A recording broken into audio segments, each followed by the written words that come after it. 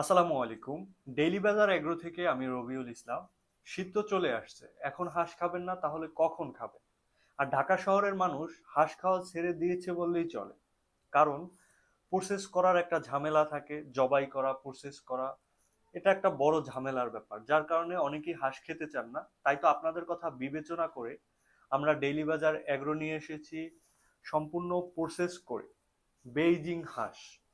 গ্রাম অঞ্চল থেকে পরিপক্ক হাঁসগুলো বাছাই করে নিজস্ব লোক দ্বারা সম্পূর্ণ হালালভাবে আমরা এটা জবাই করে তারপরে প্রসেস করে নাড়ি ভুড়ি ফেলে দিয়ে তারপরে আপনাদের কাছে পৌঁছে দিচ্ছি ক্যাশ অন ডেলিভারি।